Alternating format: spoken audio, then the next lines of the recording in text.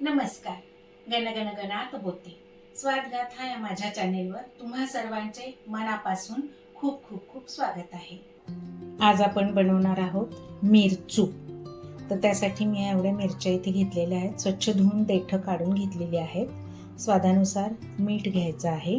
त्याच्यानंतर इथे फोडणीसाठी 3 चमचे तेल घेतलं आहे. जिरे, मोहरी, हळद, हिंग आणि आपल्याला लसूण घ्यायचा आहे. हा बारीक चिरून घ्यायचा आहे. शेंगाचं हे मी अशा या चमच्याच्या मापाने 3 चमचे कूट घेतलेला आहे आणि इथे 2 चमचे तीळ घेतलेले आहेत. आपल्याला हे तीळ भाजून घ्यायचे आहे. चला आता आपण करायला सुरुवात करूया. पहिल्यांदा आपण काय करूया, या मिरच्या आहेत या अशा आपल्याला बारीक तुकडे करून घ्यायचे आहेत त्याचे. चला तर मी आता याचे तुकडे करून घेते.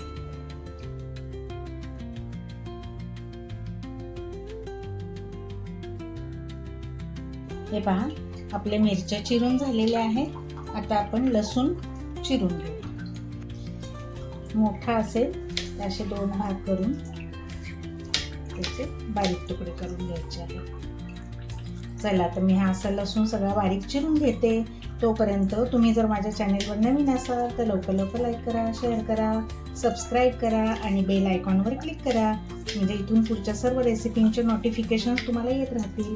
आणि HYPE हाईप असंही बटन असतं, तिथेही क्लिक करा. हे पहा, हा लसूण पण आपला चिरून झालेला आहे. आता मी तो एका वाटीत काढून घेते. सगळ्यात पहिल्यांदा आपल्याला काय करायचंय, हे तीळ भाजून घ्यायचे आहे. हे पहा, आपले तीळ भाजलेले आहेत. चला आता मी काढून घेते. आता आपण या कढईमध्ये तेल टाकून घेऊया.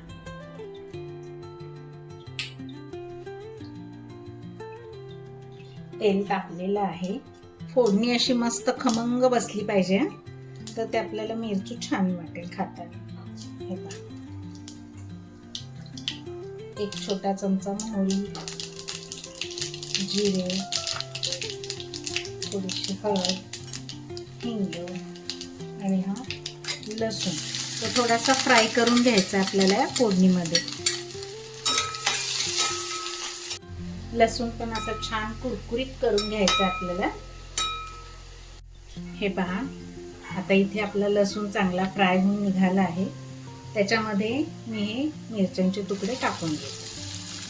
आता हे मिरच्यांचे तुकडे सगळे मिक्स करून घेतले. आता त्याच्यामध्ये आपल्याला स्वादानुसार मीठ घालायचं आहे. ते मी मीठ टाकून घेते.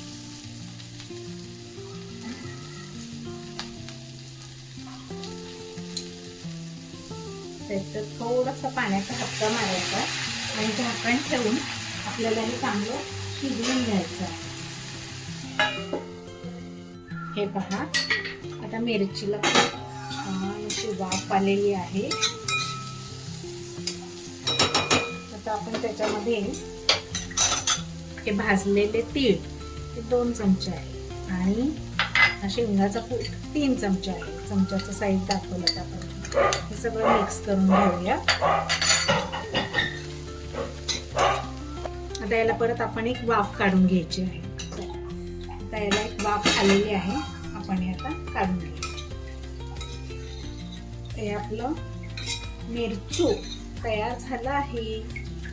हे आपण भाकरी बरोबर, पोळी बरोबर खाऊ शकतो. आणि पाण्याचा थोडासा हबका मारून वाफवल्यामुळे त्याचा तिखटपणा सुद्धा थोडासा कमी झालेला आहे. तर आता हे आपलं मिरचू ही डिश रेडी झाली आहे. अत्यंत रुचकर आहे. तुम्ही पण ही रेसिपी नक्की करून पहा आणि मला कमेंट करायला विसरू नका. हे पहा, पोळी असेल तर पोळी बरोबर घेऊन खाऊ शकता. भाकरी असेल तर भाकरी बरोबर तर अत्यंत सुंदर लागतं. चला तर अशा स्वादिष्ट रुचकर रेसिपींसाठी पुन्हा पुन्हा भेट द्या माझ्या स्वादगाथा चॅनेलला. चला तर भेटू आपण पुढील नवीन व्हिडिओमध्ये नवीन रेसिपीसह. तोपर्यंत मस्त खा आणि स्वस्त राहा. माझा व्हिडिओ पूर्ण पाहिल्याबद्दल खूप खूप खूप धन्यवाद. बाय.